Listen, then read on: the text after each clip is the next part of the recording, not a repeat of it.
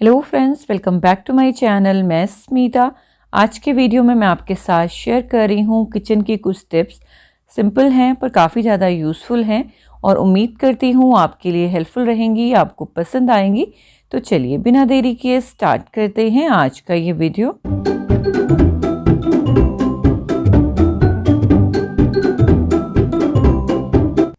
सबसे पहले मैं आपके साथ शेयर कर रही हूँ लहसुन की एक सूखी चटनी, जिसे आप मल्टीपल वे में यूज़ कर सकते हैं और सिंपल से इंग्रेडिएंट हैं, साथ ही बनाकर स्टोर भी कर सकते हैं। इसके लिए मैंने पैन में ऑयल डाला है, हाफ स्पून ऑयल डालिएगा और उसके बाद इसमें डाला है लहसुन। तो लहसुन मैंने 10 से 12 कलियाँ, इसके साथ ही 3 टेबल स्पून मैंने इसमें मूंगफली डाली है।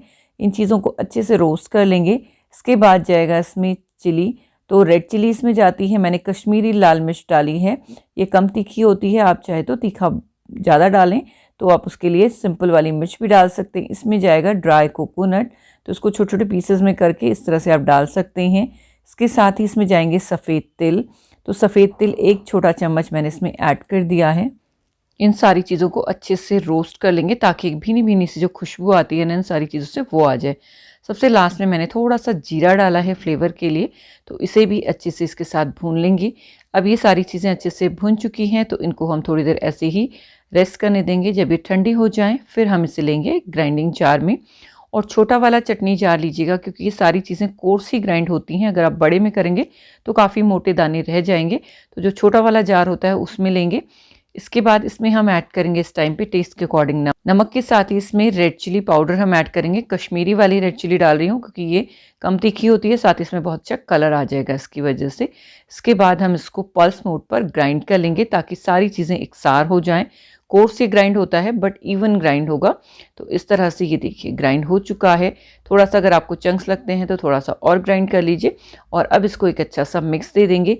इस टाइम पे इसमें जाएगा एक सीक्रेट इंग्रेडिएंट जो कि है बूंदी, मसाला बूंदी आप इसमें डालें, या फिर जो चूड़ा होता है नमकीन जिसे कहते हैं, उसमें काफ़ी सारी चीज़ें मिक्स होती हैं। उसमें मूंगफली होती है, काफ़ी सारा चटपटा मसाला होता है, तो वो भी आप इसमें डाल सकते हैं। मैं थोड़ा सिंपल रख रही हूँ तो मैंने बूंदी ऐड की है, और इसको भी अगेन ग्राइंड कर लेंगे। ये इसको बहुत अच्छा टेक्सचर देगा, और जो इसमें ऑयल रहता है ना वो सारा एब्जॉर्ब हो जाता है, और इस तरह से ये सूखी चटनी हमारी बनकर रेडी है। इसको आप किसी भी ग्लास जार में स्टोर करके रख सकते हैं, बट मेक श्योर कि आपका जो जार है वो एकदम क्लीन एंड ड्राई होना चाहिए, तभी इसकी सेल्फ लाइफ रहेगी। इसको आप विद इन वीक वैसे कंज्यूम कर सकते हैं, बट अब विंटर आ गई हैं तो आप इसको 2 हफ्ते तक भी आराम से रख सकते हैं और फिर इसे यूज़ कर सकते हैं।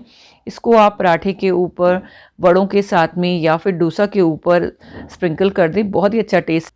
डोसा जब हमारा एक तरफ से हल्का सा ड्राई हो जाता है उस टाइम पे मैंने घी लगा दिया ऊपर से, और अब मैंने स्प्रिंकल कर दिया है ये सूखी चटनी जो लहसुन की है। चटपटी होती है काफ़ी, इसमें चिली आप अपने टेस्ट के अकॉर्डिंग घटा बढ़ा सकते हैं, साथ ही जो भी चीज़ें हैं वो आप अपने टेस्ट के अकॉर्डिंग रख सकते हैं, तो काफ़ी अच्छा टेस्ट आता है इसका। और डोसे के ऊपर आपको कुछ भी फिलिंग लगाने की ज़रूरत नहीं, बस ये स्प्रिंकल कर दीजिए, घी लगा दीजिए। डोसा सुपर यमी तैयार होता है। मैं तो कई बार चीज़ भी इसके ऊपर डाल देती हूँ ताकि ये सारी चीज़ें आपस में अच्छे से चिपक जाएँ, और बस इसे फ्लिप कर लेंगे। तो इस तरह से इस चटनी को आप मल्टीपल वे में यूज़ कर सकते हैं किसी भी रेसिपी का टेस्ट इन्हांस करने के लिए।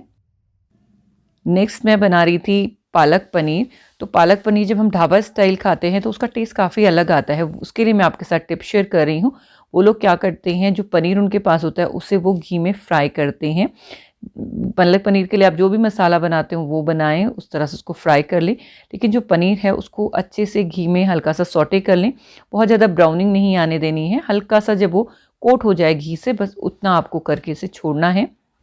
ये आप देख सकते हैं पनीर काफ़ी अच्छे से घी में भुन रहा है, लेकिन इसमें कलर नहीं आया, तो हमें कलर नहीं आने देना, अदरवाइज़ वो बहुत ही चूई हो जाता है।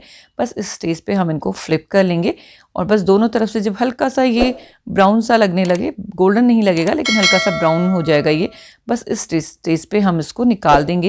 इसमें जो बचा हुआ घी होता है ना नीचे, इसको भी हम एंड में यूज़ करने वाले हैं, तो इसको वेस्ट नहीं करेंगे।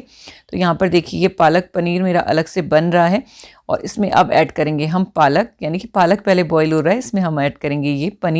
तो यहाँ पर मैंने थोड़ा सा कोर्स रखा है पालक को, बट आप फाइन भी कर सकते हैं। इसके बाद जो बचा हुआ घी था ना, उसमें मैंने डाल दिया है थोड़ा सा बटर, लहसुन डाला है कटा हुआ और डाली है रेड चिली। इस तरह से ये ऊपर से तड़का रेडी हो जाएगा। इसमें आप चिली भी डाल सकते हैं, मैंने ऐड नहीं की है क्योंकि ऑलरेडी चिली है उसमें। बस इसको हम लगा देंगे पालक के ऊपर और ये देखिए लुक आ रहा है ना, बिल्कुल ढाबा स्टाइल पनीर का। तो बहुत ही अमेजिंग हो जाता है इससे टेस्ट, और आप ज़रूर ट्राई करके देखिएगा और मेरे साथ अपना फीडबैक शेयर कीजिएगा। नेक्स्ट मैं आपके साथ शेयर कर रही हूँ ये सुपर सिंपल लड्डू, बट ये काफ़ी अलग तरीके लड्डू हैं, नॉर्मल लड्डू नहीं हैं। ये हैं हलीम सीड के लड्डू जिनको गार्डन क्रश कहा जाता है। तो यहाँ पर ये मैंने ले लिए थे 1 कप जितना, और उसको मैंने पानी में सोक कर लिया था, ओवरनाइट सोक किया था। तो ये बिल्कुल चिया सीड की तरह फूल जाते हैं। इसके साथ ही हमें गुड़ की ज़रूरत पड़ेगी और डेसिकेटेड कोकोनट की। बस इन 3 चीज़ों से ये लड्डू हमारे बनकर रेडी हो जाएंगे। सुपर हेल्दी होते हैं, जो न्यू मॉम्स होती हैं उनके लिए एकदम परफेक्ट होता है ये, क्योंकि ये हमारे क्लेंज सिस्टम को क्लेंस करने का काम करता है। काफ़ी गर्म होते हैं तो इनकी क्वांटिटी कम ली जाती है। तो छोटे छोटे लड्डू बनाकर आप रखें, रोज़ कंज्यूम करें तो ये बालों की ग्रोथ के लिए, ओवरऑल स्किन के लिए और वुमेन हेल्थ के लिए काफ़ी अच्छे रहते हैं। तो यहाँ पर ये मैंने लगभग 1 कप ले लिया है गुड़, छोटे छोटे पीसेस में करके। इसमें थोड़ा सा घी ऐड करेंगे और उसको हम मेल्ट करेंगे। तो यहाँ पर इस तरह से हम गुड़ को मेल्ट कर लेंगे अच्छे से, और ये हमें 2 तार या 1 तार की चाशनी नहीं बनानी है, सिंपल इसको मेल्ट करना है। मेल्ट ये हो जाए फिर इसमें हम ऐड करेंगे हलीम सीड। ये देखिए मैंने सारे ऐड कर दिए हैं, और इसके साथ ही इसमें डेसिकेटेड कोकोनट। तो 1-1 कप मैंने सारी चीज़ें ली हैं। हलीम सीड फूलकर डबल हो जाते हैं तो वो आपको ज़्यादा दिख रहे हैं, अदरवाइज़ वो रॉ जब मैंने लिए थे तो 1 कप ही लिए थे, और उसके बाद उसे पानी में मैंने सोक किया था। आप चाहे तो नारियल के पानी में भी सोक करें तो वो काफ़ी अच्छा टेस्ट देते हैं। तो इस तरह से ये सारी चीज़ें जब थोड़ी सी थिक हो जाएं उसके बाद मैंने इसे ठंडा कर लिया है, और अब इसके मैंने लड्डू बांध लिए हैं। तो सुपर सिंपल है ये रेसिपी, और हलीम सीड के बारे में मैंने काफ़ी सारी इन्फॉर्मेशन शेयर की हुई है। उस वीडियो का लिंक मैं आपको डिस्क्रिप्शन बॉक्स में प्रोवाइड कर दूंगी कि किस तरह का दिखता है ये सीड, क्या इसके फ़ायदे हैं और किस तरह से आप इसको यूज़ कर सकते हैं। वो सारी चीज़ें मैंने ऑलरेडी शेयर की हुई हैं। विंटर्स में ये लड्डू खाना अच्छा रहता है, और आपके अगर हेयर फॉल हो रहा है तो उसके लिए भी काफ़ी अच्छे रहते हैं ये लड्डू। तो आप बनाकर ज़रूर ट्राई कीजिएगा। सिंपल है, कम क्वांटिटी में बनाएं और कंज्यूम करें तो काफ़ी अच्छा रहता है। तो इस तरह से थी आज की ये कुछ किचन टिप्स। उम्मीद करती हूँ आपको ज़रूर पसंद आई होंगी। अगर पसंद आई हैं तो वीडियो को लाइक ज़रूर करें, चैनल को सब्सक्राइब करें और अपना फीडबैक शेयर करना नहीं भूलें। मैं मिलती हूँ आपसे किसी और नई इंटरेस्टिंग वीडियो के साथ। तब तक के लिए bye, thank you, thanks for watching, have a nice day.